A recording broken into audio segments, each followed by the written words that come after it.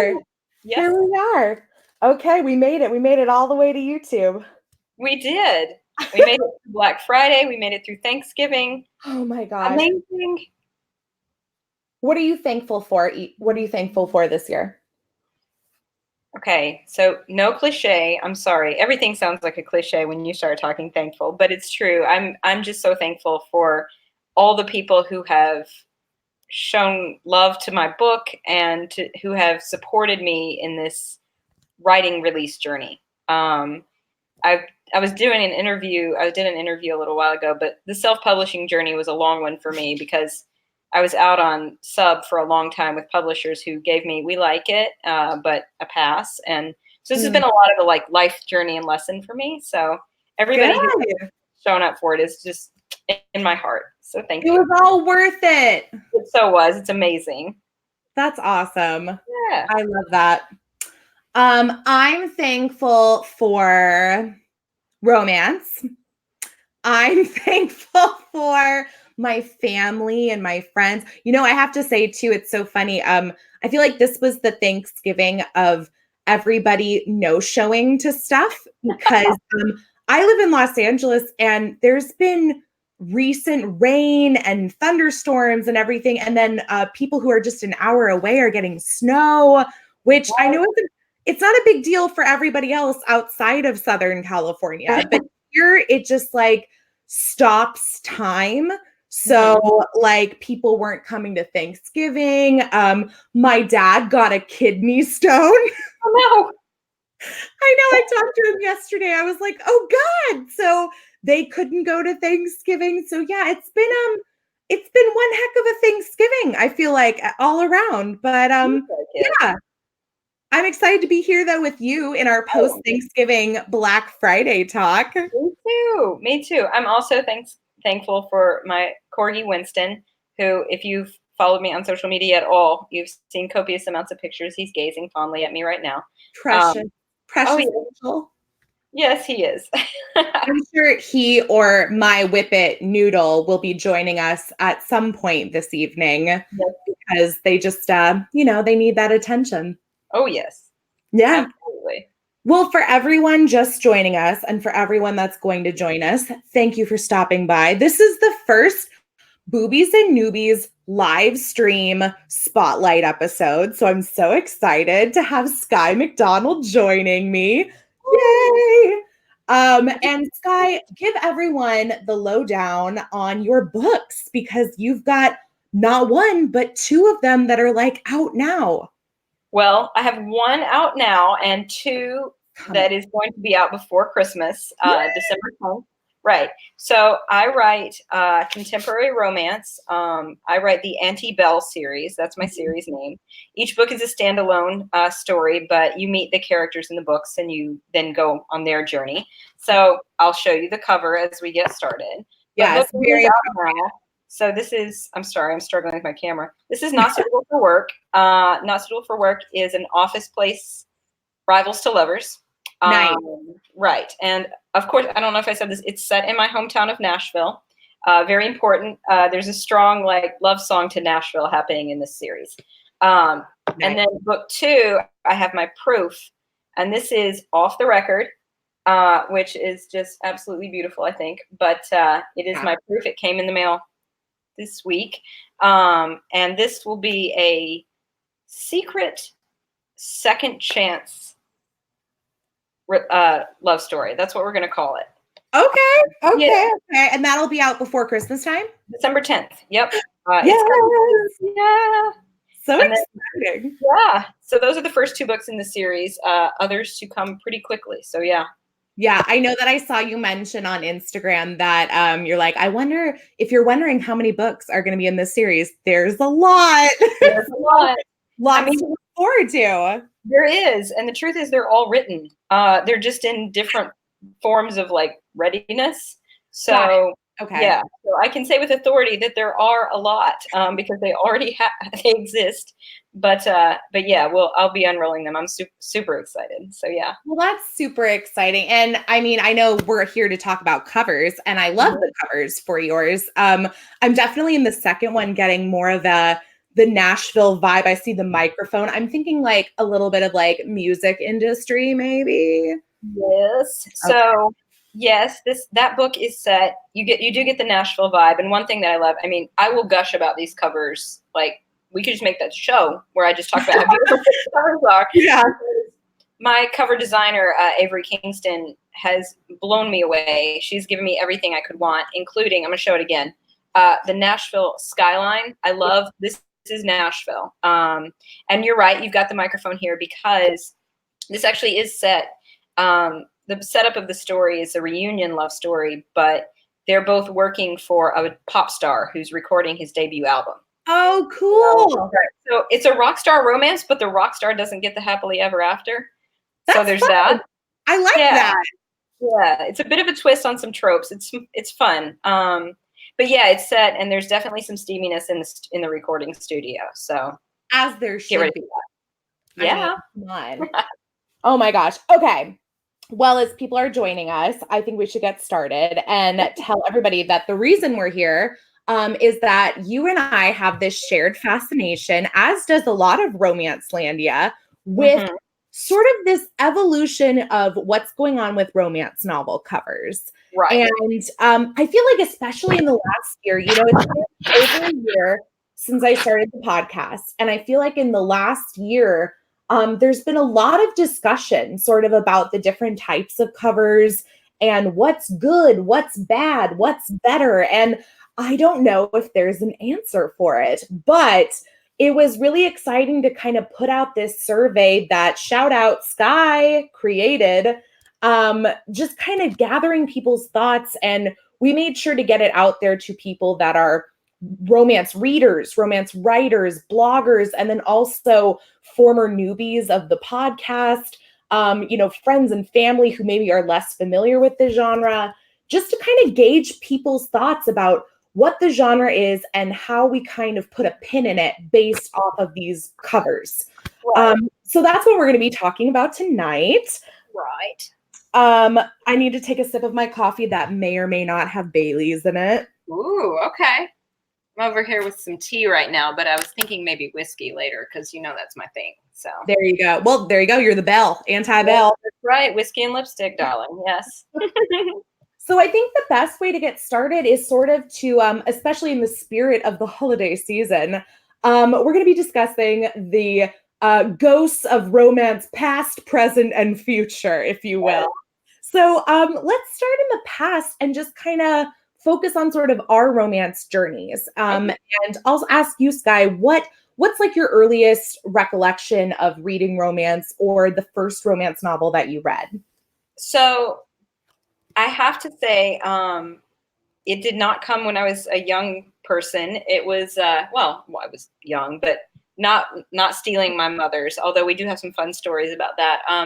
My first book was 50 Shades of Grey, which was interesting because I had not grown up around romance novels. I had not grown up with a lot of like condoning of talk about romance at all. My parents are maybe watching right now, but they're getting close to their 40th wedding anniversary. Lots of love in the family, but we didn't really talk about, you know, sex. So romance novels were not a thing that I grew up with. But it was like, I loved love stories. I loved any kind of love story. I used to write them when I was a teenager. So anyway, long story to say that 50 Shades of Grey was my gateway into the genre. And then I quickly discovered Beautiful Bastard by Christina Lauren and the Beautiful series. So that was my start, my first time. Nice. Your first time. Your romance first time. Wonderful. Well, and it's interesting because, I mean, we've definitely discussed 50 Shades of Grey on the podcast before because I think it's been both a gateway and a hindrance for the romance community in that it has really led a lot of people who weren't necessarily reading the genre to discover a whole new genre. And then at the same time, I think people kind of became a little misguided thinking that 50 Shades of Grey was an accurate representation of both BDSM and also of what romance novels are. Exactly. So I don't know if you can necessarily think that it's the be all end all of the romance world. And if you do, I hope that's not the case. But also, like, I mean, there has to be a lot of praise said for a book that really became so mainstream that it brought in so many new readers to the romance genre.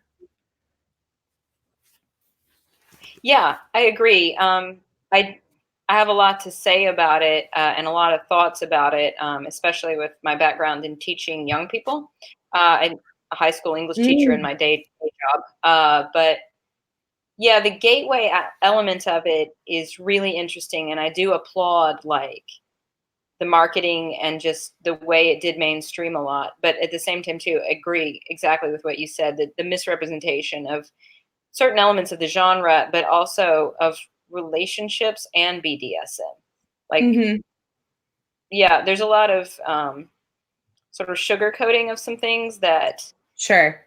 yeah, it's an interesting that alone. But I mean, and the cover of it alone, like, because we're trying to talk about covers, but you get Yeah. started on something, which is great. The cover of it is beautiful, and I think that was part of the gateway for it, which is, I mean, when it started coming out, what it was about, everybody knew, but it Right. was a very chic and subtle cover that was just very elegant. And I think that really boosted the mainstreaming.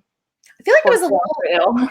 yeah, I feel like it was a little mysterious too. Like the Mhm, cover, like it was very simple, but like you said, elegant. mhm.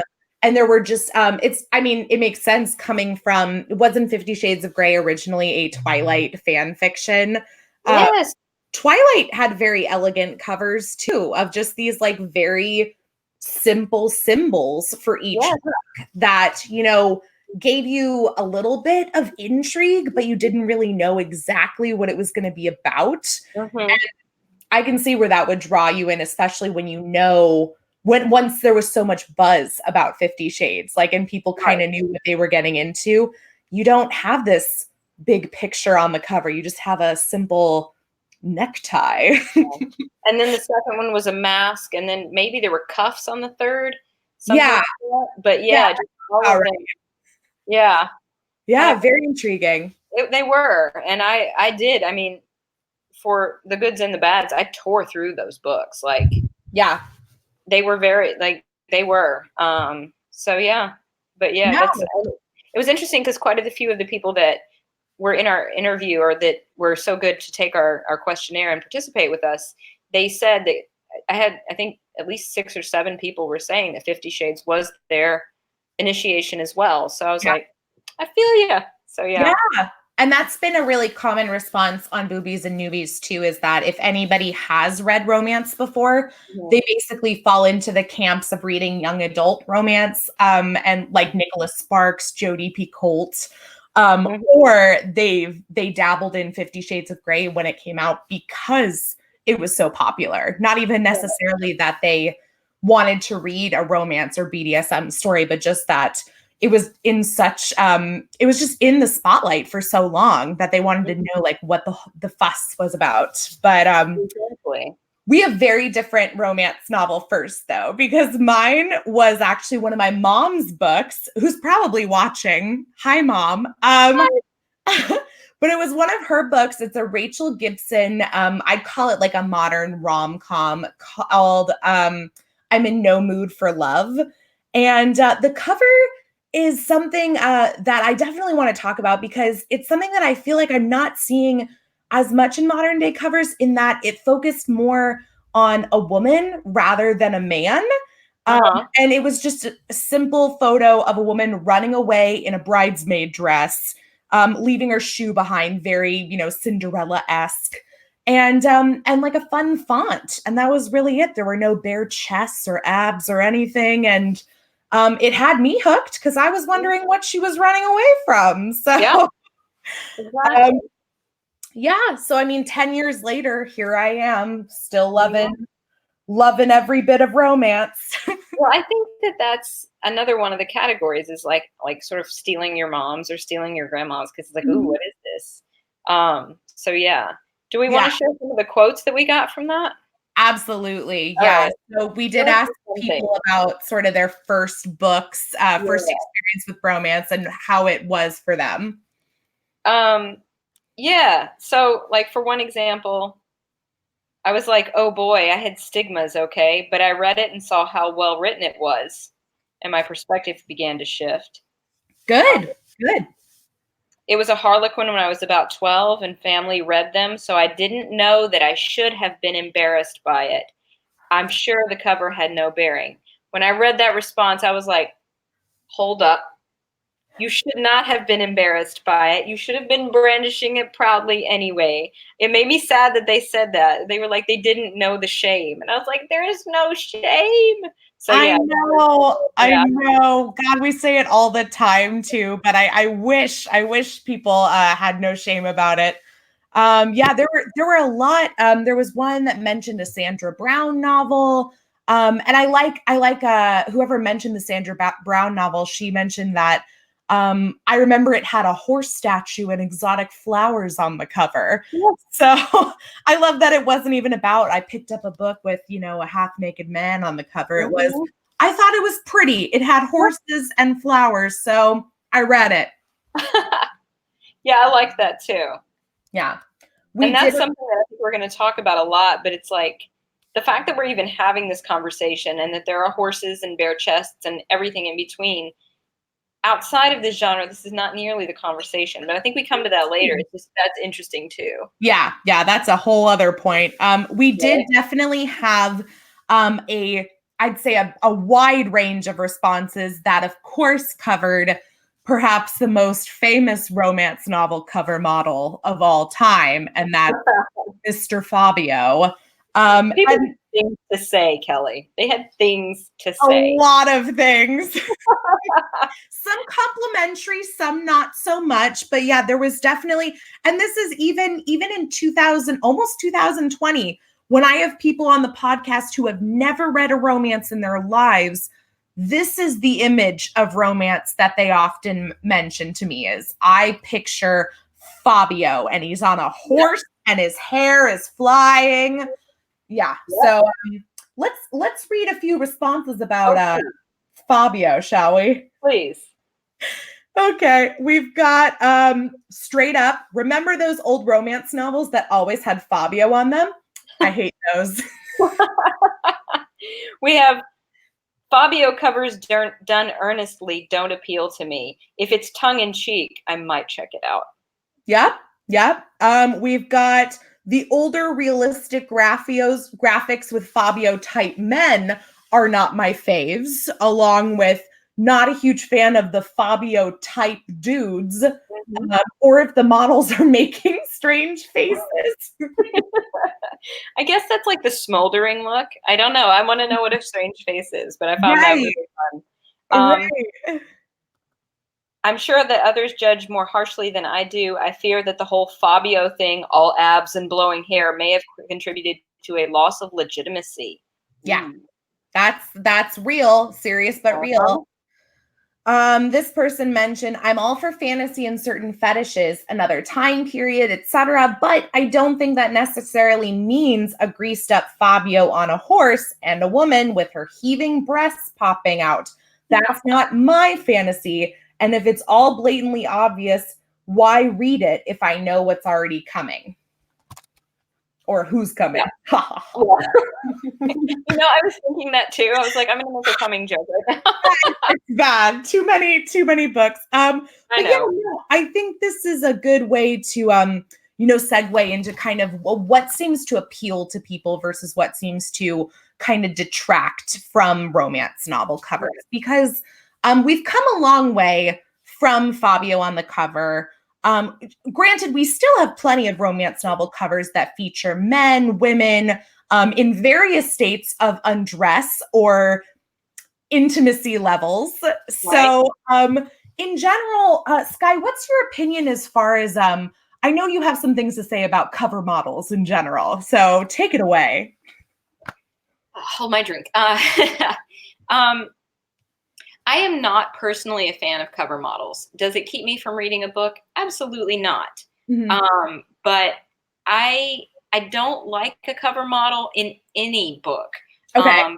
I want to be able to imagine the characters the way I want them to, or I want to imagine them. Okay. And I like the abs. And the thing about the abs for me is that when you get a cover that is abs and torso, you kind of know what you're getting. Somebody said, and we're going to go into a bunch of them, but they said that they feel like it suggests a banal plot line. And I was like, ooh, harsh. Kind of like, to me, an abs is like, you know what you're getting. But in general, I feel about cover models, I don't want to see faces. I want them to be as obscure as possible because I want to imagine them. But bigger than that, I want to, it's a race issue.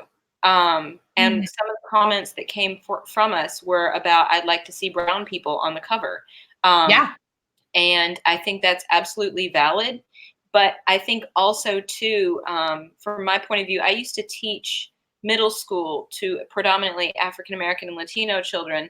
And so many great YA books, young adult books are coming out. So branching out of the genre, but there are so many great books out in that genre now. It's really become quite a well-written category. But so many of the covers are just of like these random white people. I'm sorry, but like, yeah. And it feels like that's a message of like, this book is not for you, but it absolutely is for you. And you can picture your characters. Like, even if you get a character description, I think you can still, like, especially at a young formative age, but at all, like, the characters can be who you want them to be. You can find connections to them because you love them. But like, when you're introduced to this face, and if this face says not for you, right, I think it's like, it's just sad. I just think it's not, I don't think it's getting us anywhere. And plus, I like the mystery. I mean, but like, I can tie this into fantasy too, because I hate the covers of The Hobbit with Bilbo on them. I'm like, no, you just picture The Hobbit. Again, sorry, English teacher right here, but it's like, you just picture The Hobbit the way you want to. I don't need to show you what Bilbo looks like. Right. Well, and it's the same as when they adapt a book into a movie or television show, and then they come out with the new rebranded cover featuring the actors from the series. That just ruins it for me, because it's never what I've pictured. And then I feel like I've done something wrong by, not picturing them the way that Hollywood cast them. Exactly. I mean, and all respect to Jennifer Lawrence, because she's a great actress, but the same exact thing. I mean, there's a prime example of the Hunger Games. Like, started with this really cool cover with just like the Mockingjay pin on it or something like that. And like, again, it's that intrigue of like, oh, what is this? You have a really good dystopian book, but then you put faces on the cover and you've now told them like, this is what this person needs to look like. When in fact, I mean, like, if you want to get technical about it, Katniss would have been from Appalachia, and I'm from Tennessee. Yeah. Katniss would have looked not quite that clean. I mean, I'm not dirty, but like, if you're from the backwoods and you're from poverty, like this sort of sparkling like image, like, it would have been fair to make her a little bit more gritty, I think is a fair term. Yeah. It's not like to say that like all people are like this, that, or the other. It's just, like you said, it's like, now you've done something wrong and you didn't have it. So, okay, my question for you as follow-up to that is that, as far as cover models go, I have a big problem. I don't mind them so much. But I do have a problem with the lack of representation. And so my question is, do you think that you would maybe appreciate, and this is for anybody listening or watching too, do you think you would maybe appreciate cover models on romance novel covers more if there was a more diverse representation? I think it would be great if that could be included, because just because I don't like them doesn't mean they're going to be going away. I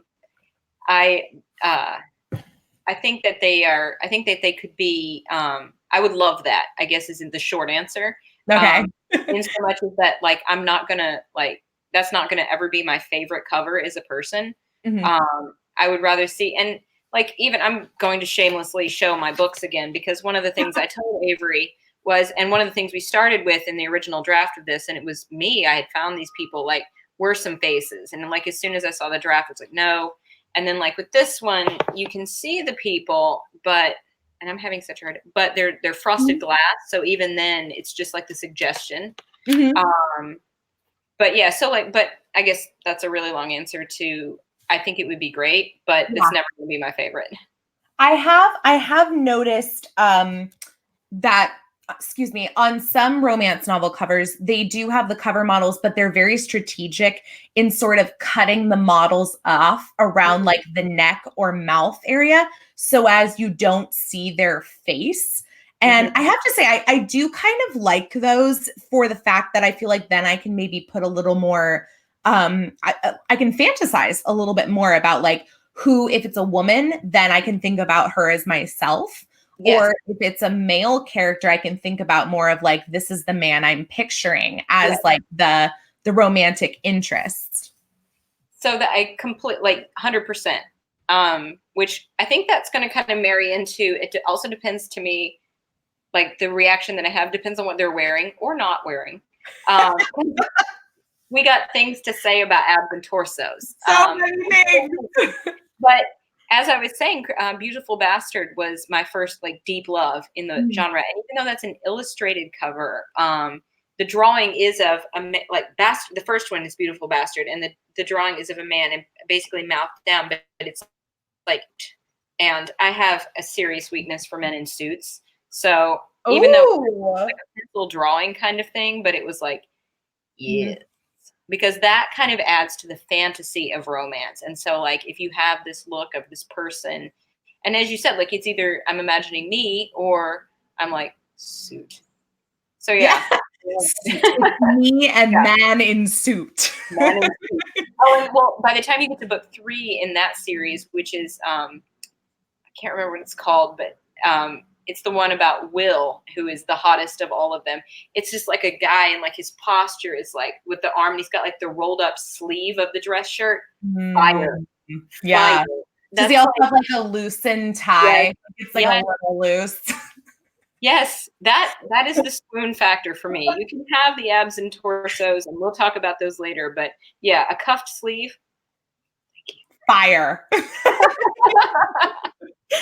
Now, I thought it was interesting that when we did ask people what they looked for in a romance novel cover and what they wanted to see, it was actually pretty unanimous across the boards that a lot of the keywords people were throwing out were color. They like a lot to see a lot of color. And I know I didn't really think about it that way, but I can definitely agree with that. I feel like if you look at my bookshelves, got like a little bit in here, but that it's definitely a nice rainbow color of both the covers and then the writing and the graphics on the covers.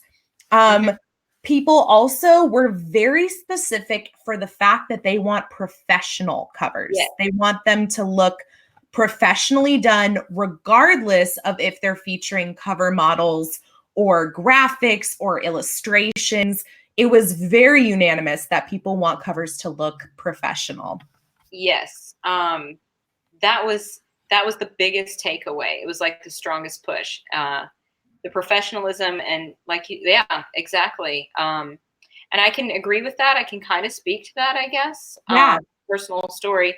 I was very honored to have an offer from a publisher back in 2017 on Not Suitable for Work. I had won a contest, and through it, this person had asked for the book, and they were prepared to offer me. It was a small press. And obviously I'm not going to speak about the press because I wouldn't do that. But when I started investigating them, as you would do, the covers were mostly like a woman with like a hawk photoshopped onto her shoulder set against a clearly fake backdrop, or like there was some sort of war scene going on in the background, but it was just like all this very photoshopped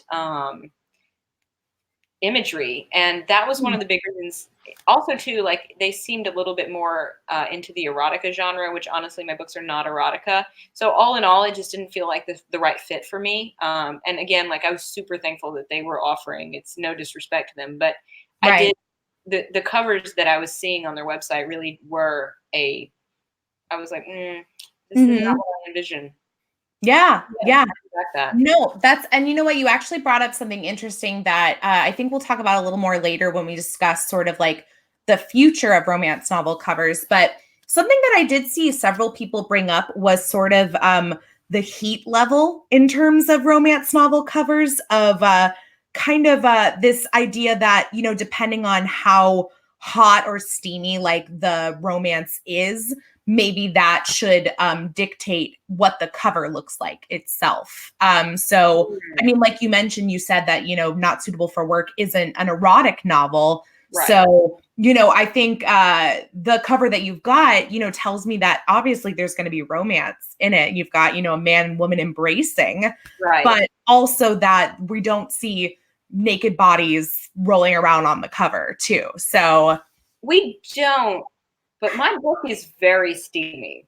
Okay. And so like I'm wondering if it is a little bit misleading in that fact. Like, and then I'm wondering, like, do I need it to be more leading or however That's you would a phrase big it?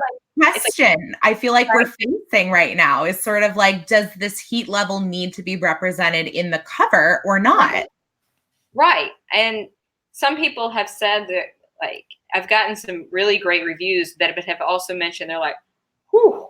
So because like it has more than one sex scene in it, but the sex in my books forward the character like development and the relationship. Sure. So like it still does not like equate to erotica because that's not what's driving the plot. Mhm. Which erotica is great. Like I'm not dogging. It's just that's not the genre we're talking about. Right. But yeah, it's an interesting thing. Like, does it need to depict? And that does, as you said, get into the animated covers. Not Yeah. animated, illustrated. Illustrated. Illustrated. I know. Get it right. No, but I mean, animated. Hey, we're moving into the future. They will be animated soon, won't they? I mean, ebooks, come on. Yeah. Yeah. So I mean, that's the mention of ebooks too.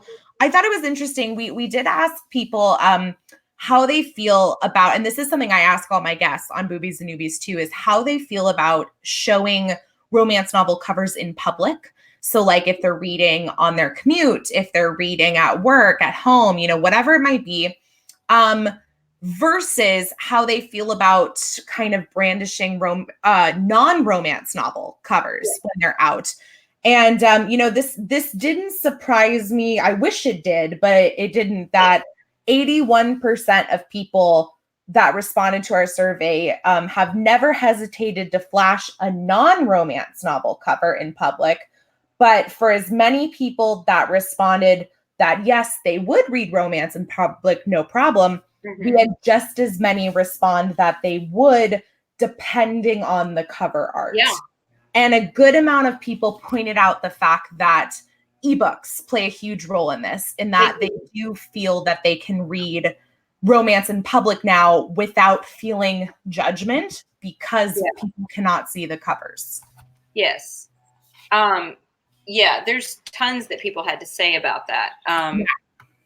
It was really interesting, and everything from all right, I don't know if I can read this if my parents are watching, but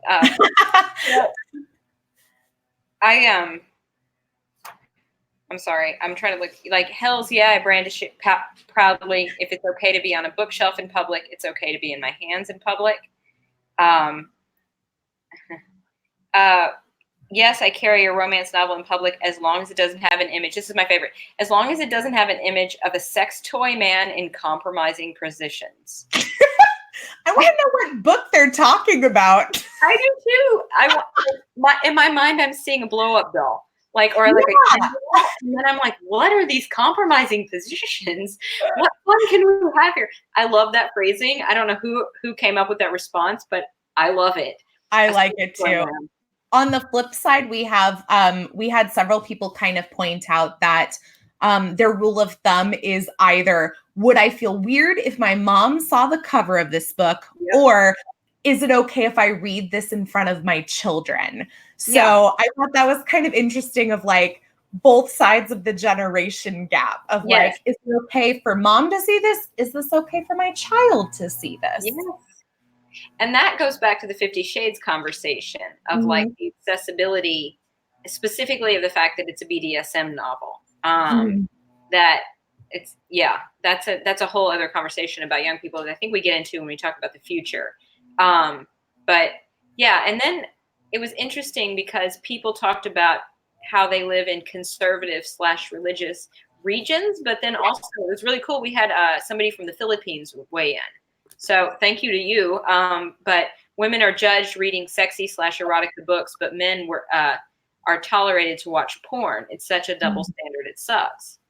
Sure. And that made me think, I don't know, this is a side note, but it made me think about this, these women entrepreneurs who had invented, have you heard about this? They invented a new vibrator.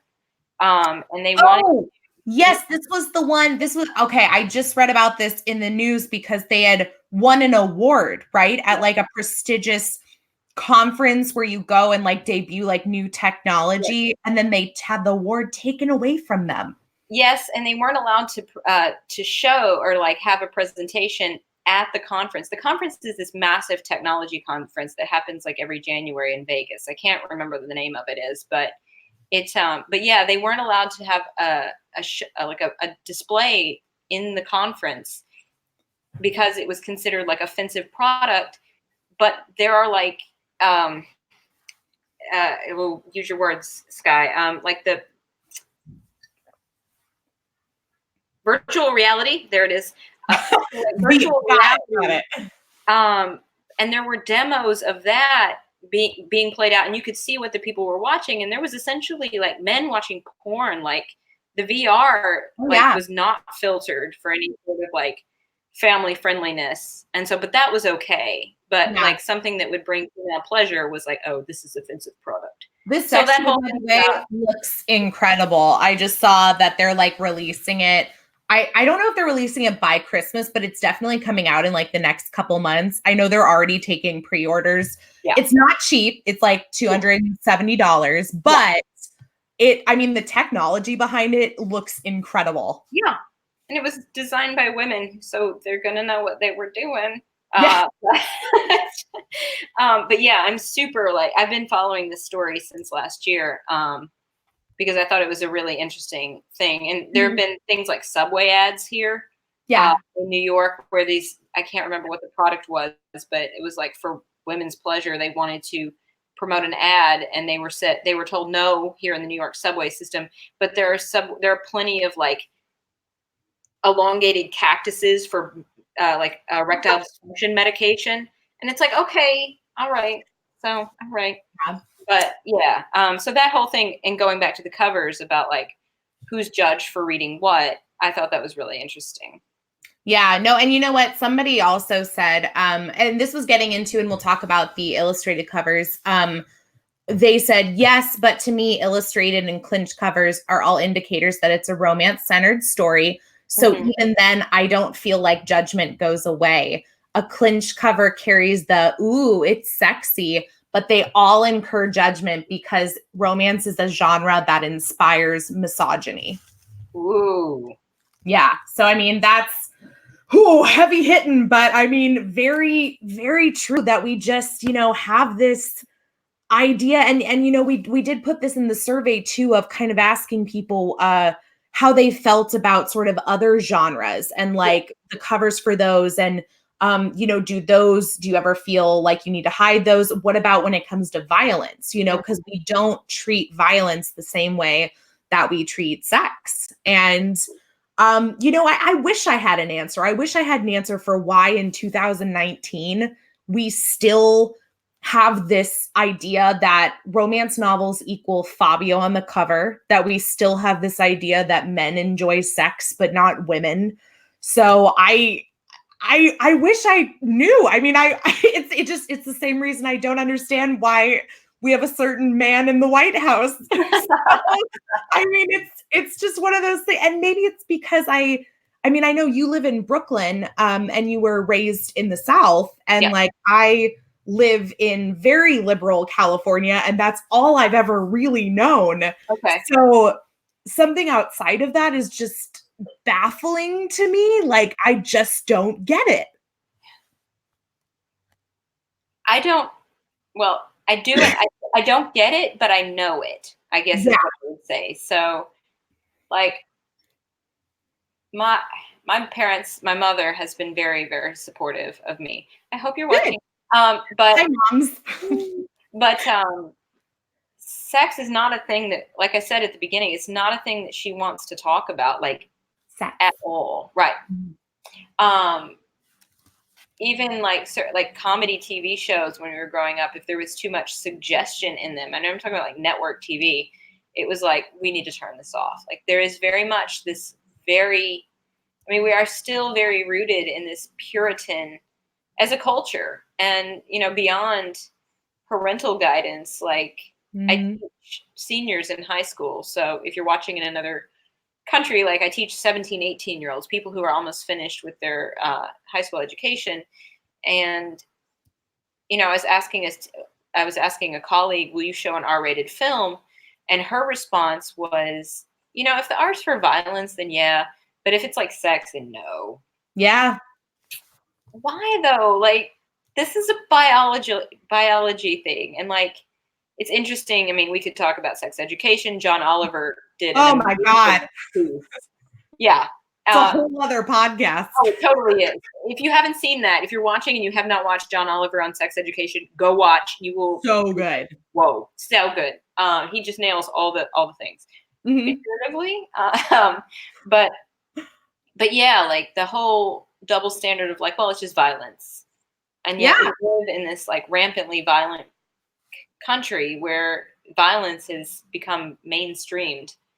Yeah. And we are still uncomfortable talking about biology, a biological urge, and pleasure.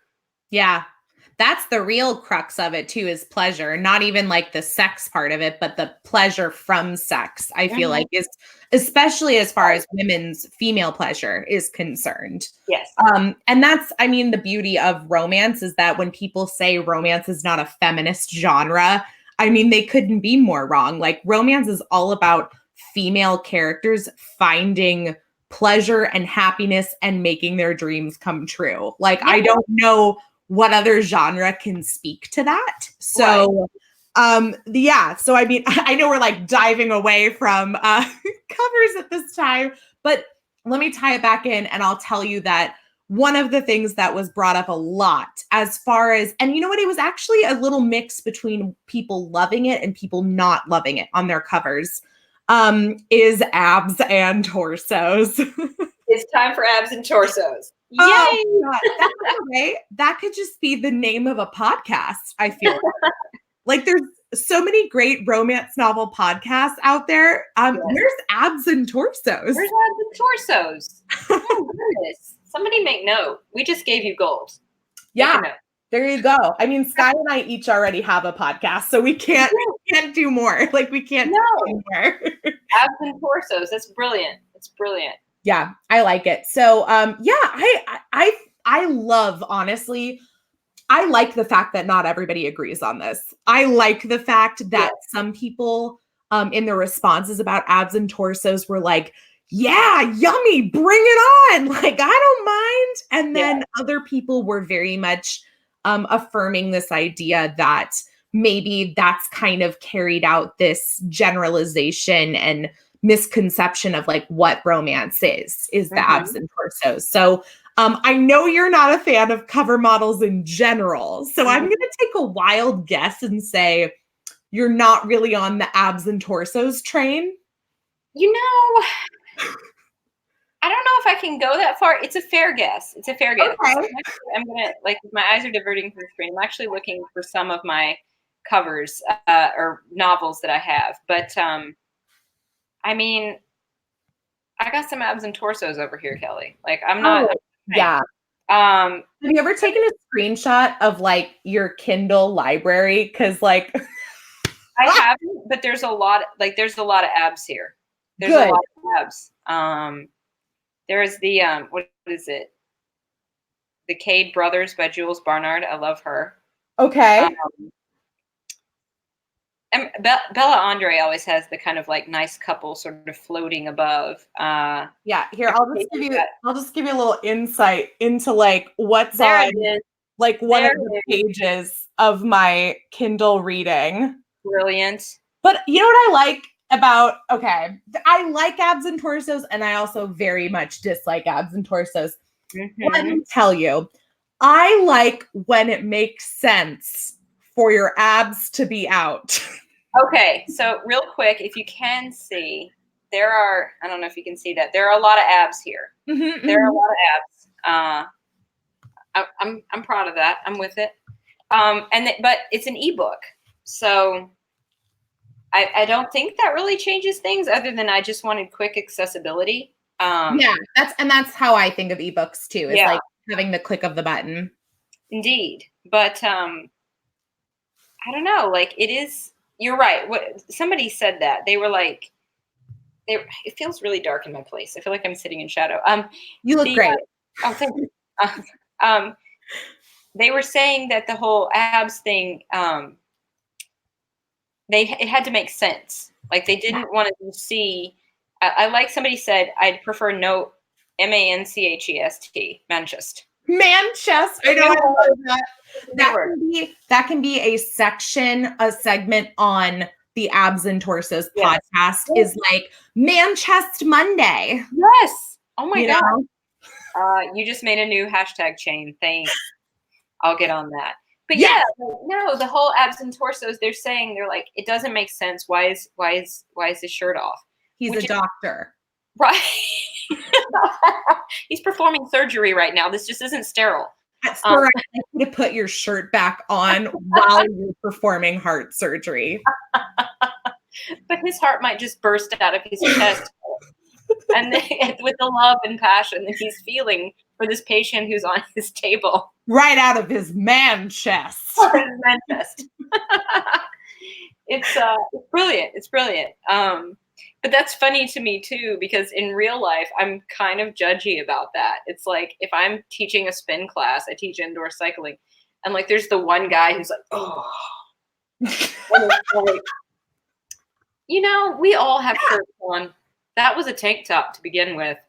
We all have shirts on. You were already missing half your shirt. You just took off the rest. But if I do it, I get arrested? Right. Like, that doesn't seem fair. Exactly. All the rest of us have their shirts on.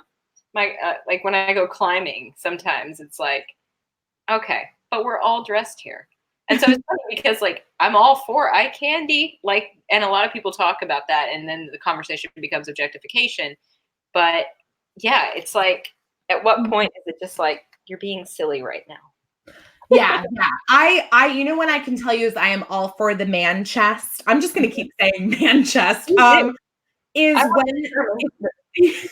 when it's cowboy romance, like that makes perfect sense to me. I'm like, you're outside, you're working, it's hot, you got your hat and your jeans and no shirt. Fine, I'm here for it. Mm-hmm. Great. But if you're a doctor, if you're, I don't know, working, it's too much. Like a lot of the time. Yeah. If you're handling heavy machinery, that's not safe. Right. Heavy machinery. I feel like you do get a lot of like very burly masculine jobs in romance. Like there'll be like a mechanic or like something with tools. And I'm like, that you need to be wearing coveralls, sir. Like I am concerned for your well-being. And you know what? If you read a story with a female mechanic, she's wearing coveralls. She is. OSHA's going to come in and have some things to say. Okay. I mean, fantasy, but come on. Yeah. And I mean, and that's the other side of it, though, is that I do realize that a lot of times when people do pick up a romance novel, they're picking it up for the fantasy, for the escape. And because of that, maybe this does add to the experience for them. I know that I mentioned before, I like it if maybe there isn't a head on the butt. That sounds really creepy. I don't mean it like he's a headless torso, but more, more so that just like it kind of cuts off. He clearly has a beard because, have to. And, but that I can still picture whoever I want to picture, so I do get that fascination with it too. Some of the responses we got, like I said, they were very mixed as far as the abs and torsos went.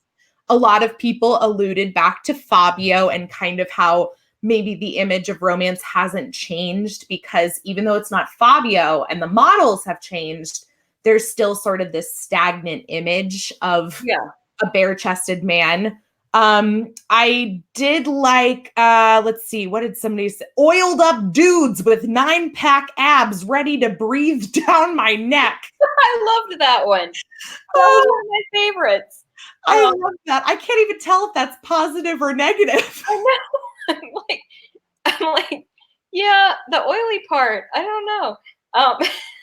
Half naked man, woman in a ridiculous situation that doesn't require being half naked. I kind of like this one. It's not necessarily about abs and torsos, but and I'm sorry because like Harlequin, you can't knock it. It's a cornerstone. Yep. But the Harlequin look sucks ass. No historical or overdressed covers. So that's interesting. Okay. See, I think when you say the Harlequin look, because Harlequin is a perfectly huge publisher and like publishing all kinds of things. I mean, one of the ones that I have on my book or on my Kindle or ebook, whatever, is The Love Experiment, which is a super cute rom-com. But like it's quite interesting art. Like it's one woman, she's up and he's down on like a heart. But I think that then again, we're going back to Fabio and Clinch covers when you say Harlequin, because that's like, we still think dime store paperback. And it's going to be a historical one. Like, I think that's the other image, is that it's going to be a historical romance novel too. Yeah. And that's something too that I've noticed in terms of the cover differences, just in terms of contemporary romance versus historical romance, that when people seem to have this idea of what romance is, and it's Fabio and he's on the cover and he's not wearing a chest, more often than not, people have this idea that it's historical, that it's going to take place in a different era than the one that we're in. Yeah. So that's interesting to me too. It is. It is. Let's see. Abs and torso simply don't appeal. I don't mind. Oh yeah, because we talked about it as like, is it objectification? Yeah. Oh, and there was actually a really interesting response from one of our male responders that spoke to that. Did you want to read that one? I can. As a male, it annoys me that it is perfectly fine to objectify men by frequently showing abs and semi-naked bodies, but it's unacceptable to show women this way. I don't have a problem with it either way, but shouldn't it be equal? So, and you know, I get looped in on a lot of Abs Wednesdays on Twitter, which I get really excited. I get really proud when that becomes not just man chest, but also lady abs. Because also too, one of the things we haven't like addressed very thoroughly here is LGBT genre, like, because there's that too. But I thought this was a really interesting statement. And I like it in a utopia where we're not living in a rape culture. Yeah. I agree with the philosophy behind it, because it should be equal. I should be able to look at a man or a woman and say, that's a beautiful person, or that's a very nice body. Right. Or hot. However, you know, I'm feeling eloquent or not in that moment. But we live in a rape culture. Yeah. And so objectification of women takes on a lot different tone. And it opens the door for a lot of violence against women. And that goes beyond gender too. I mean, that goes, you know, for sexuality, that goes for race. Like, I mean, I think, and this is a good way to segue to into our discussion about illustrated covers too, as being sort of, maybe, I don't want to say the solution, but that a solution that you know, own authors, own voices are using to kind of portray characters with differences from the norm, being hetero, cis, white couples. Right. And, you know, speaking as a hetero, cis, white woman, it is a tendency that I know I have to place myself in a role, because that's my experience, you know, but that's not to say that I don't want to read stories about lesbian Black couples too, you know, because I love those stories. And I do love that that is something that is coming out in illustrated covers. And it's something that I'm displeased is not coming out in cover model covers, because sorry, go ahead. No, I mean, that's it. That's really it, is that I'm missing. I think that's almost it's almost like I'm tired of seeing cover models because I'm seeing the same people. I'm seeing the same types of people. And not granted, that's not to say that there aren't some, I'm a plus size woman, so I love reading plus size romance. And there's definitely not enough, but it is out there. Same to be said for queer romance and people of color. But of course, like the ratio is nowhere near even. It's true. Yeah. It's really true. And it's a very difficult thing. And being a hetero cis white woman, who, and most of my not all, but a lot of are hetero and are Caucasian or white, or I mean, I do have some. I mean, I have representation in the series, but also too, like you just said, this is my experience, and this is, but I want the door open. Like I don't want to, like you said, I want to read about everything. I want to read a good story, and I can put myself into any character. I mean, and I'm going to go back to it because I'm a fantasy and sci-fi geek. But if I can put myself into The Hobbit, like, I mean, when I'm talking about human beings falling in love and finding love and finally surrendering to pleasure, like I can be there for that. Yeah. And this is a moment, this is a place where I would actually be an advocate for the models, because to me, the illustrated covers, and there's a wide variety of them, but there are gorgeous people of all, I mean, everyone is beautiful. I think everyone, like, beauty always comes within, but like models and faces and representation of all sizes, of all, like the whole spectrum of gender, of everything. Like, when are we going to trans models on these covers? Because that would be amazing. Yeah. And I just think that there's a lot of room for that. And I like that Own Voices is getting the door finally shoved open. Yes. It's about bloody time. Yes. But at the same time too, like the covers, it makes it accessible, I guess, in a way. They're trying to sell them. But at the same time too, it's like, but let's just start admitting that everyone is beautiful and put some models on there, whether they have a head or not.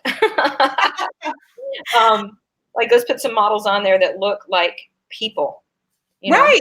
So. Right. I mean, it's the same. I mean, I say the same thing about movies and TV shows and everything. I'm like, I want to see people that look like me. I want to see people that look like, my trans, friend. Like I want to see people that look like, and that's not to say models aren't real people too. I hate whenever people say like, I want them to look like a real person. I'm like, they're real people too. It's, settle down. But just that, I don't know if this would be as much of a discussion if we did see more variety across the board. I mean, every romance is not exactly the same. Why should every cover be the same? Right. So, yeah, let's talk about illustrated covers, because this is, I feel like especially this year been like a really hot topic. I know that I wasn't really seeing a lot of illustrated romance novel covers. Okay, no, I'll rephrase that, because I actually was looking back at some of my older reads when I was first starting romance, and there actually were a lot that did have illustrated covers, but they weren't illustrated to like the beauty and professionalism that we have now. It was kind of more like, this is like gallery art versus then was like clip art. Okay. Like it would be like one quick picture, like boop, like, it's a funny dog. I'm like, okay. But the level we've gone to now with the illustrations on covers is just really beautiful, I have to say. Yeah. The Hating Game is the first one that I was super aware of. Okay. And I mean, I devoured the Hating Game. Who didn't? Yeah, it's true. I know, right? But that, and it's interesting because when I think about 50 Shades and the way it mainstreamed things, I think the Hating Game is a beautiful, like, I think that's a great gateway book into the genre. Like, I just think in terms of like a true great romance. I think that's a great gateway. But Yeah. anyway, I was not paid for my opinion there. But yeah, it's that was my first like out of memory illustrated cover, and now they're like everywhere. Yeah. Um, I can think of, so I think the one for me was the Kiss Quotient. yeah, and then was it red, white, and royal blue? Yeah. Oh, I've got, hold on. Here she is. There she is.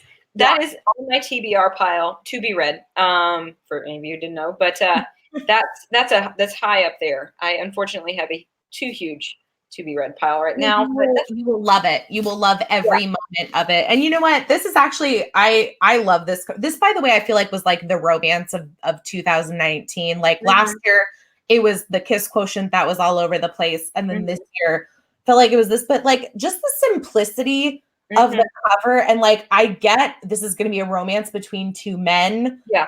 I mean, it's something so simple and beautiful that like, this appeals to me.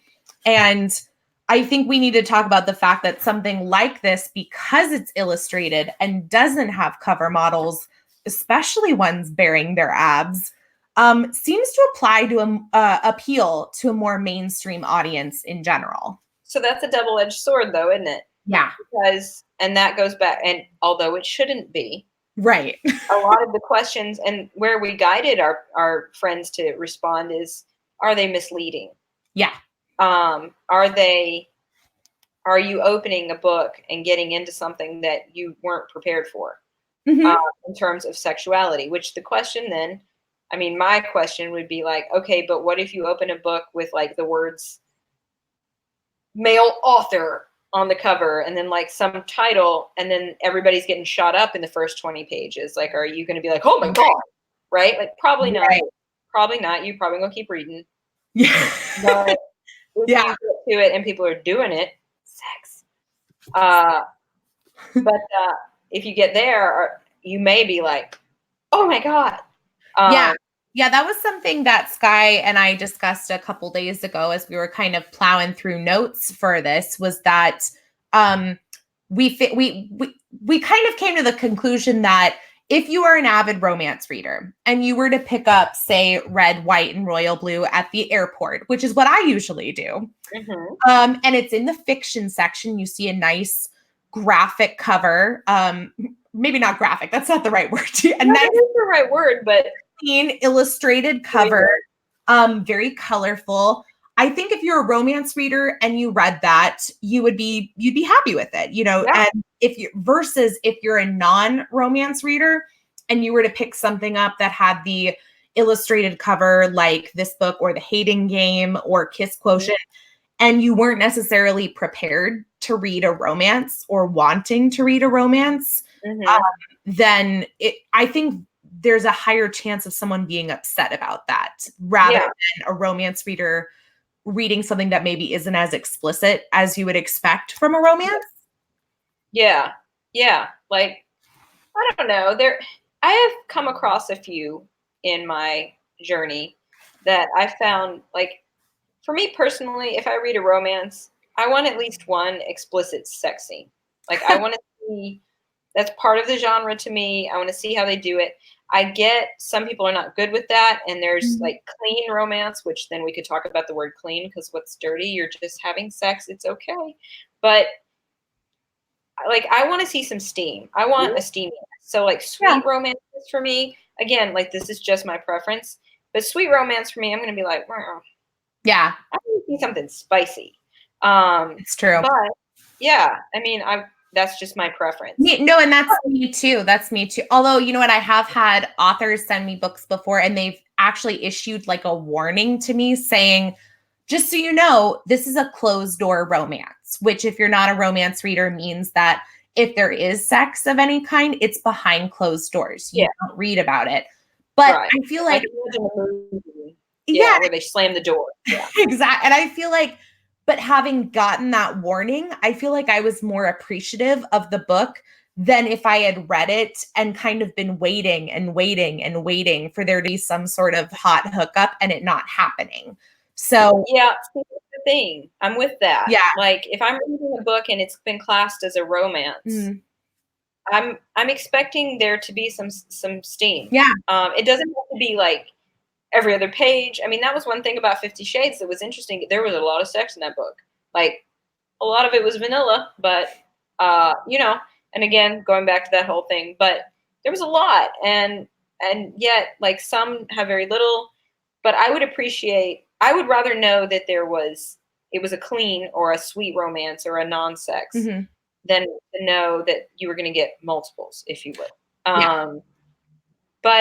But then you cross the line into erotica, and that changes things again. Like, what do you like? What are you looking for in that? What's your preference? But that's another conversation. Right. Like, I wouldn't expect to see an illustrated novel cover for an erotic novel. I would hope not. That would be wildly misleading. Yeah. Like, part of me is like, show me. Like, I want to see it. Let's go back to the sex toy man in the compromising position. Illustrated Sex toy man. This is your first illustrated erotica novel. We're giving you guys gems right now. You're gonna need to take it. Go. I'm like rethinking the whole podcast. I know. I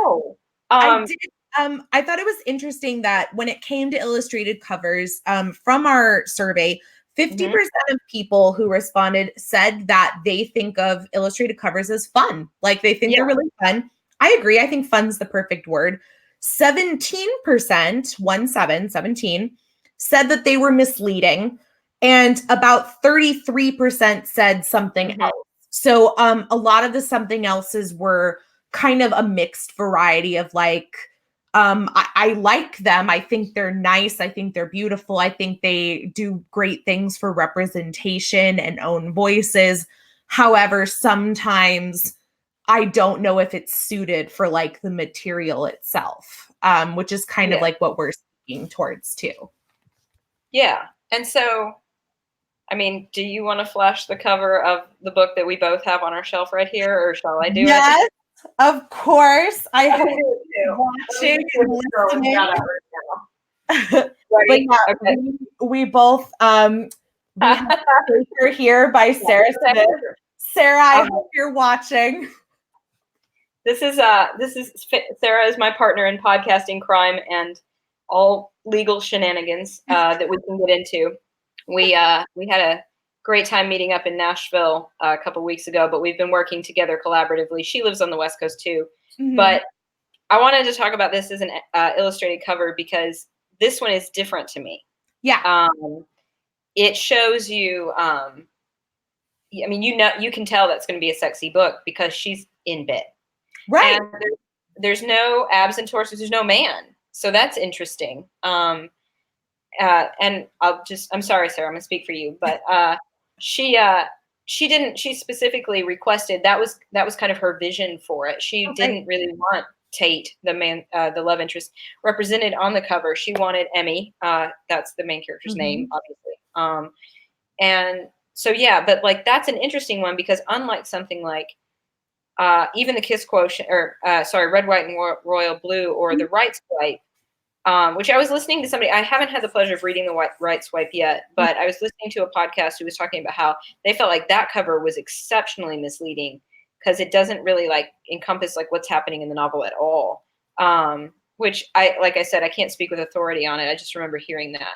But I haven't read it either, but I have a very specific idea of kind of like going into it, what it's going to be about just from the title and the cover. So it'll be interesting to see if I've judged the book correctly.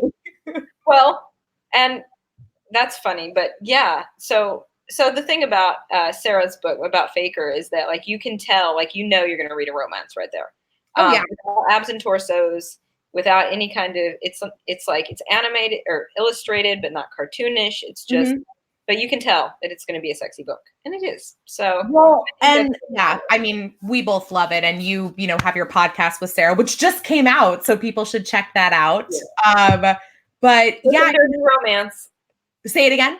Quick and dirty romance. There you go. Yeah, just the way we like it. Shameless plug.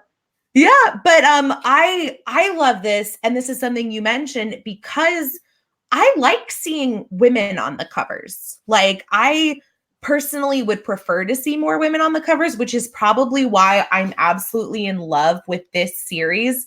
We just reviewed all 4 books in the Blue Water Billionaires series, and this is the first one, The Price of Scandal. And I just love that it's got all the books feature a different woman that's very much like, I mean, they're billionaires, so they all look amazing, right? But in very different ways. Billionaires. Lady billionaires. Thank you. Isn't that great? That's the whole series, is these 4 female billionaires, and they all live in like this enclave in Miami that's built to look like a uterus and fallopian tubes. Like, I mean, I love everything about it. But oh my God, thanks for adding to my TBR again. I know, right? 4 more books for you. But yeah, I mean, I would love to see more women on covers. The other one I wanted to bring up is Bringing Down the Duke by Evie Dunmore. And this is actually a historical romance. And this is something I haven't noticed as many illustrated covers as far as animated, as far as historical romance goes. T and Bits podcast actually talked to Evie Dunmore about that, and about how the book cover for her book really stands out, like, from a lot. And I get it. I mean, I haven't seen a cover like this, especially historical romance. No, I don't read a lot of historical romance. I did go through Sarah MacLean's series. That was fun. Yeah. But that one is interesting because even the font doesn't speak to historical romance. I mean, the only thing I immediately knew it was because you used the word Duke. Although I mean, there are still Dukes today. Yeah. But yeah, like I knew that it would be based on what you said, but even the font does. I usually think of like scripted curly cueing font, and that was like a fun painted look. Yeah, so that's an interesting sort of cognitive dissonance almost on it. Yeah, and you know what? Obviously, if you read, the back of the book and everything, I mean, that's the other thing is people say like, oh, why would you have a problem with the covers? Like, just read the back so you know what's up. But I mean, you have to understand, we are such a visual society. Like, we put so much emphasis on what we see, and we do judge books by their covers, and especially romance novels. So, I mean, I know I'm a romance reader, and I know I'm guilty of it. I can look at a cover and usually make an assumption about what kind of romance this is going to be, how steamy it's going to be. I do kind of fall into the camp when it comes to illustrated covers that I don't normally think of them as being the more hot and steamy romance. I am thinking more of kind of like rom-com, contemporary romance, but then that leads to the whole discussion of like, what is a rom-com, versus romance. So I don't think there's going to be a definite answer today or any time from now, anytime soon, that's going to say one way or the other. But like we said before, all romance novels are different. So why feel like we need to justify one specific style? Fair and true. And it's so interesting. Like we said at the beginning, it's interesting that we have this conversation or that we need to justify anything, because in other genres, it's not a thing. Nope. You can put whatever you want. You can put your name huge on the cover and everybody's going to buy it depending on the name. But or you can put very little, like a symbol, and that's going to be enough. Again, going back to the 50 Shades and how that opened that door. But it's funny, every time you say judge a book by its cover, I always think of the fact that yes, we do. And that goes back again to the models and who's represented. But also to my favorite story to tell, and I tell this in my teaching life, is and this is not a romance book, but I judged it hard when I was young, was The Giver. Okay. Outside of romance, there is nothing sexy about that book. But it just had this weird old man on the front, and my whole academic career, I was like, I don't want to read that. That was stupid. And then I read it and I was like, oh my God, this is a great dystopia. And then I promptly taught it in the classroom. But the point being, judge that book hard. But then there are other books that you pick up and you're like, ooh, this is a beautiful cover. And that happens a lot in fantasy too. I think the high fantasy genre, you get a lot of that, but you'll get a beautiful cover and you're like, oh wow, this story is dull as dirt. I cannot read about this world building anymore. So I think and it's interesting that I say that. I think fantasy is another area where the cover art is incredibly important and given a lot of. But I think general fiction, I mean, yes, it is important, but I think a lot of times, like you and I were saying in a previous conversation, like it's just very like it's often just a name or like a title is prominent, and that's more or less it. Mhm. But in fantasy, I know it's a thing as well, which is interesting because romance is fantasy too. It's just a different niche. So, I mean, you could make Right. that argument. So, yeah. But no, I don't think Right. there's any one way. And I love the variety in the genre. I I do love too. everything about it. Yeah. So, Yeah. No, I think we're kind of, to bring it all together sort of is that, I think the only thing that really needs to change is just sort of this image that people have, this misconception about what a genre is specifically based off of the cover, which let alone the image people have of this cover is something from 30, 40 years ago that yeah. yes, we still have abs and torsos. And yes, we agree that that shouldn't even be a factor. This shouldn't even be a discussion. But Mhm. because we live in a society where this is an issue, especially for women, that, because of it, it's easy for us to say, well, let's just fix the issue. Just Mhm. read it in public. It's fine. It's fine. But like you mentioned, we live, where rape culture exists, where misogyny exists. So we can't just do that and fix all of our problems. But what can we do with the society we live in, with the world we live in? What can we do? And I think, Well, oh, go ahead. one of the things that actually there's a couple of things that my brain is bubbling about coming from the questionnaire with that. And I know we're kind of moving towards the close, but quickly, like, you're right, and one of the things you said earlier was that you've lived in liberal places all your life, Yeah. and I didn't. And so, like, now, I mean, I'm like, hell yeah, I'll read my romance on the subway. In fact, I walk around with my book because it's free advertising because I'm a self-publisher. Come on, but like, right, but if I'm going to be in like, but I don't know, like, I think I would do it, but I'm kind of like bold like that. But I could see why people would feel. I see where communities across America would grow up feeling like they can't. And Mhm. then, like you said, the whole rape culture thing and the desire to have appreciation of a body, not objectification, but appreciation without crossing a line of making someone feel unsafe.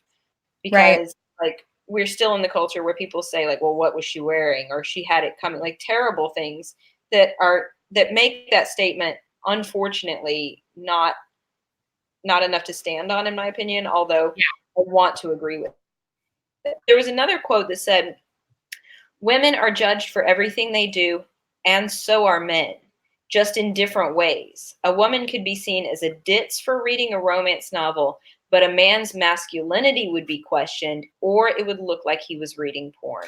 Yeah. And I thought that we judge each other for everything. And another piece of the conversation that I think we're going to not get to touch on enough is how much we want men to read this genre too. Yes. Yes. Um, yes, and so, like, I've been very pleased. In fact, that was a thing that we were taught, or we asked people, "What was your first romance novel?" And I know you had some friends weigh in, some male friends that was Mhm. yours, and I was super excited because Off the Record was listed, which is my second book. If you didn't join us in the first, so my book was listed as like somebody's their first time, and so I was Yeah. like, okay.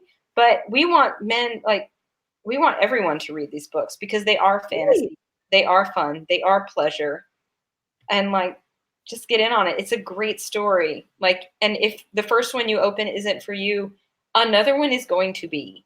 There's something And for that's all fiction. everyone. There is something for I mean, that's the beauty of romance is there are authors that are writing stories for people because they're specifically not seeing those stories other places. Mhm. And so we have I mean, granted, there's not enough, but we have stories for LGBTQ. We have stories for men and women over the age of 60. I Mhm. mean, there's so many different varieties. And that's been one of my favorite things about doing the podcast have actually been my male guests Yeah, because I feel like they're the ones that have been almost the most affected by the yeah, experience. And more often than not, it's been a favorable experience for them in that they all, for the most part, came in with this preconceived notion of what romance is, and their vision of it was Fabio. Yeah. And so they found it to be more often than not really sexy. Like a lot of them were kind of, they walked away saying, I don't know if I would read this on my own regularly, but I can see where, like, if I was in the bedroom with somebody, this would be like a great thing for us to share together. And I couldn't agree more. It is. It is. Trust me on that one. That's it. Yeah, period. But yeah, so I mean, they're definitely, when people spoke to objectification in the survey, it kind of went both ways where, some people thought of women, yes, were being objectified more by reading romance, but then other people kind of touched on the fact that it's almost more expected for women, and that when men read romance, it's either dirty because, it's porn, or, oh my gosh, he's so in touch with his feminine side that he can read romance. So, I mean, it was a very interesting difference of opinion when it came to how interpreted the question about objectification. Yeah, because the quote that I'm thinking of is women are looked at like they're reading trashy things when they have a romance novel with a cover like that. Yep. But men can openly read Playboy without risk of judgment. I'm not sure. I'm judging. No. I saw a dude on the train, and remember, I live in Brooklyn, so that's my means of commute. But if I saw this dude with I'd be like, really, bro? Yeah, exactly. That would not go over well. I think there would be a lot of ninja pics, a lot of shade thrown on that one. Yeah. Oh, go ahead. No, that's it. Yeah. No, and I used to commute too, so I understand. I mean, that was actually where I got the bulk of my reading done, was on the train. But I thought this one was interesting because this one talked less about objectification in terms of the reader and more in terms of kind of the genre and the writer. And said, I think judgment holds us back more than anything. Agreed. Because it's sexy, it can't be, quote, real literature. Never mind how objectifying other genres covers can be with half-naked women on the front as well. But those are often written by white men, so it's classic and worthy of respect. And that's I don't want to get too far into like something being written by men versus women, because that's a lot more, and it's not to say that, anybody, I judge a book by, how good a book is, like regardless of the writer, the gender, whatever it is. That's something we discuss on our podcast. I don't care if who's written the romance. I'm not judging you. I'm judging what you've created. So, but I did think that's interesting. I do too. Weren't you talking about one recently that was like a Halloween theme, and you were suspecting that the pen name was a man because of just like tells in the thing? Though that's interesting. That's a whole other So that was our Halloween Boo episode, and it was interesting because it was Shelf Love podcast also critiqued the same book, and we did a podcast together then afterwards, and we kind of talked about the similarities we had in like reading the book, and that our takeaway was that we were wondering if the author was male. And again, not to say men can't write romance, but that there were phrases and things said that just didn't speak to me. It didn't speak to me.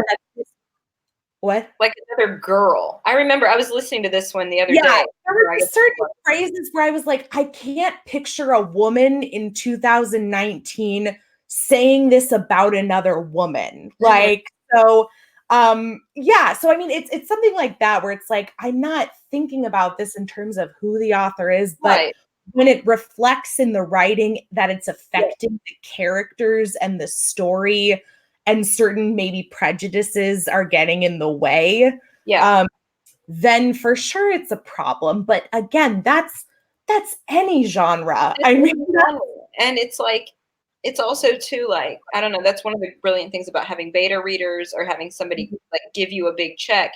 Because like for me, I write dual point of view. So I'm writing a man's voice too.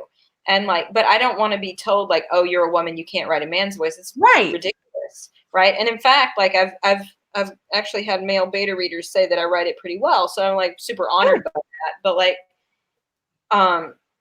but yeah, you want somebody to sort of vet it, because there definitely were, like, especially in book 2, I had a male beta reader, and there were a few lines, like not a lot, but there were a few lines, like I think Nick referred to Ben as his best friend, and he was like, dudes, don't say that. Just say his friend. And I was like, thank you. You know, so, but like those little things that take a reader out of the deep POV, and they don't even have to be about the plot. They can just be like, because I remember the phrase he said was like, another girl in the department. It's like, you wouldn't say that. Yeah, she's a grown woman. It was a weird phrasing, but yeah, no, I mean, that's a great point. Thank you, beta readers, for that. Yeah. But yeah, men need to read romance. Everyone needs to read romance. I don't care what your gender is. You should be reading romance, just as I feel like everyone should be trying to read fantasy and sci-fi and fiction and nonfiction. Like I feel like reading in general is so pushed aside by so much else in the world, which is so tragic, because we learn so much by reading, and not even like about the news or real events, just about life and human experience and also what we enjoy. Like you get a meta idea of what you love and what like speaks to you. And so because like I'll sit here, we can take another hour on why you should read science fiction and dystopia, because those are probably my favorite genres, and like I just think they're amazing. Yeah. But it goes back to that quote that we had, that women are judged for everything they do, and so are men. But you're right about reading being valuable, but more than that, like now I'm thinking about like music, and people will be like, oh, I don't like country music, or oh, I don't like hip hop music. And it's like, I'm going to ask you to take that away and just admit that you haven't found one that you, and no, you don't have to go through the entire catalog. But like when we classify and then exclude, as opposed to saying, it's not my favorite, but I did have somebody tell me about this, and like just being open to what people want, but then also just thinking like, you know, I might actually like this if I can get around Fabio's oiled up chest, breathing down my neck, man chest. Because, you know, and it's so funny because that's like, I think of my dad, he may be watching. But like, he always is like, so you're going to have like a dude on the cover with an oiled up chest, and he'll like joke about being the model. And I'm like, thanks, Dad. But thanks, like, but no. But yeah, it's like we get those like hardline things in our head. So we get the idea that country music is just like your dog died and your truck, you know, fell apart. And yeah, like that's a lot, but it's not all. So like just stop saying that you hate something that you haven't experienced. And like statements. Yeah. Maybe the future of romance. It's usually about stuff we hate too, or dislike. It's never usually like, I love all this. Like it's always about what we don't like. And so and then what other people should understand that we don't like, because they do like it. And so therefore we need to talk about how they're silly for liking it. And it's like, can we just stop? In the words of the great Taylor Swift, can you just not? You need to calm down. Yes. Oh my God. We should just cut the podcast right now. That was it. Mic drop. We're done here. But maybe that is the future of romance, and not just covers, is like trying as hard as we can to like stop this culture that we have of saying, I hate this. Yeah. Instead of just being like, I don't know about this. What do you want to tell me? Yeah. And the same can be said, just narrowing it down to the covers, is that we don't need to have this one cover that covers an entire genre. Like I can't imagine that doesn't exist in any other genre. I can't imagine it existing in something as diverse as romance is. Right. So, you know, I guess what's kind of your vision or your hopes for what the future of romance novel covers could be? I'd like to see them be. I'd like to see a trend towards like the elegance and Mhm, the art. Like everybody's saying with the professional look. I think abs and torsos are fun, but I mhm. think at this moment, if we are really trying to say this is literature, and it is, I think the abs and torsos, quite frankly, are speaking. They're just 2019 Fabios, Mhm, and mhm. I don't dislike them, and that's why I'm like, oh, am I really saying this? Because I think they're super fun. But like, Yeah. if we're going to start, like, if romance is for everyone, and we are getting more and more towards that with these illustrated covers, Mhm, mhm. I I think starting to make them a little bit more ambiguous, and saying like, open the book and find out, Yeah. right?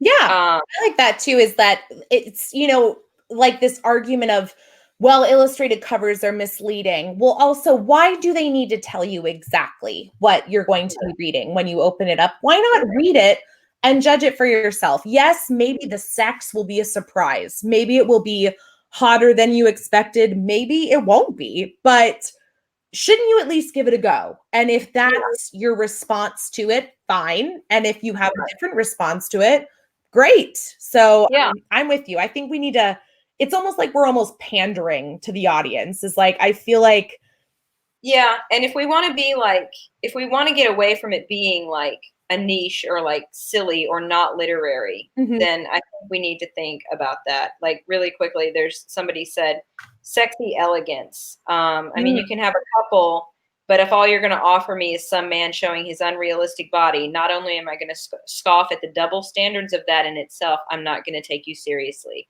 You spent so much time, seconds, minutes, hours, days, weeks, years writing this story only to cheapen it by slapping a half naked man on the cover.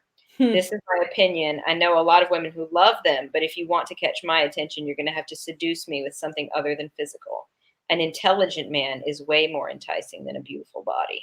Ooh, I like, well, and somebody else mentioned, they said a heated look goes a long way. So I like this of like almost not giving away the farm, like kind of giving you Right. again this, it takes us right back to the beginning of giving you this intrigue, this little snippet, and then take from it what you will. Yeah, exactly. I mean, yeah, Yeah. an intelligent man is more enticing than beautiful body. And like I could add in a suit. But Yeah. no, that quote really, you spent so much time writing this story, and and now so much of the population, women and men, are going to be like, I'm not reading that oiled Yeah. up food is just going to breathe down my neck. Like, I get that they're fun, but like, we're trying to get into a place where we're saying love is love is love, and open up to it. And so yeah, I'm with that. I like this one a lot because there's a keyword in here that I think is how we should treat all literature in general, but let alone romance. And this person says the romance genre is such an exciting one with endless possibilities as far as setting, plots, and couple composition are concerned. I'd like to see the future of romance covers not sweeping those differences aside, but celebrating it by showing a variety of settings, alluding to characters' lives outside the relationship, and showing all variety of races, ages, sexual orientations, and gender identities. Preach! Like, I celebration. That's the word that I love in there, is celebrate romance, celebrate the characters. I know, I'm just like, take it home. But yeah, it's so true. Like, I mean, we said it, obviously we want to see more diverse voices and names and looks and characters and everything on these covers. That'd be great. I like the mention too of sort of seeing things that are outside of the relationship, like kind of who these characters are as individuals too, because that's always important to me when I read romance. Is I can't buy as much into the like the insta love stories, just because Mhm. I like reading romance where the characters are individuals as well as a couple.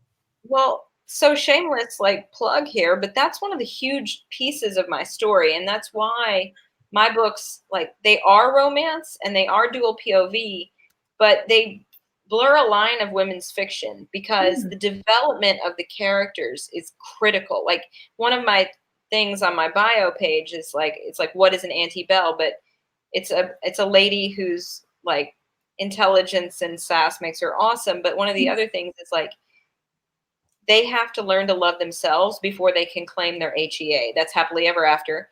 But like, so much of my stories is about women and men coming to terms with who they are Yeah. before they can fall in love properly, before they can find that happy ending. And that's done through the support of friends that they make and the family they have. Book one, Not Suitable for Work, is huge on the family dynamic. Like, her Mhm. parents are a big role and the friends are a huge role. And so, like, I'm going long on that, but just to say, like, yeah, there's a lot more to the stories, and there's a Yeah. lot more, lots of stories, and that's why it's beautiful. So yeah. Yeah, and if we see some sort of representation of that on the covers, all the better. I mean, that tells Right. me, even on the book, on the cover for the proof for your second book, you've got the Mhm. microphone. I'm like, oh, this is clearly going to have something to do with the music industry. Like, I don't Mhm. know what, but that gives me some indication, and I appreciate that. So I do like that note that someone left, just in terms of Yeah. having individual identities as well as being part of this relationship, because I find that more powerful too, because I feel like then as they love themselves, I fall in love with them, so then I Right. can understand and root for this romance Right. between them and somebody else. Completely agree. Yeah, so I mean, I don't know where romance novel covers are going. I don't know if I have a specific idea of where I want them to go. Part of me loves this idea of having like a Steam level rating, but then Mhm. the other part of me just tells that part to shut up and open the book and read it. Right. So, I mean, that's really, in an ideal world, this would not be a discussion at all. This would be Mhm. a book cover, and you pick up the book and read it, or you don't. Um, Correct. and that is what it is. I mean, people are going to make their judgments, and people are going to maybe surprise themselves too. But Mhm. I think regardless of whatever genre you're reading, that you need to look beyond the cover and pick it up, open it, and see what you think. It's like me and The Giver. Yeah, exactly. Man, didn't know, All in. But yeah, so Yeah. any Agree. last thoughts, Sky, before we wrap things up? I mean, I think, between the Taylor Swift comment and celebrating romance, I think that really drives it home. This has been a great talk. Like, we've gone all over the map here, but Yeah. yeah, I Celebrate just want to Taylor see Swift everybody is like what I'm hearing. find the love. Yeah, we found Taylor Swift. It was a good moment. No, I just want everybody to fall in love. I just want people to love themselves, and I Yeah. want them to enjoy a story. So open up a romance, and if you want to know which one is for you, you can let me know. I'll point you in the right direction. Sky's got a couple she's written. She can I point got you a towards few. that. I also know a bunch, and so do you. So, Oh, absolutely. Yeah. I mean, and there's so many to choose from. And you know what? The covers sometimes will sell it to you and sometimes not so much, but I'll sell it to you. So exactly. So Taylor yeah, Swift will sell it to you. she'll sell anything. She will. Okay, well, perfect. I think we'll wrap things up there. And thank you, everybody who listened, who submitted to the survey, who's been watching us as we've been sipping on my now empty mug of I coffee at know. I know. Bailey's. I'm done too. It's Got my time to withdrawal. refill Yes, it some is. whiskey in there.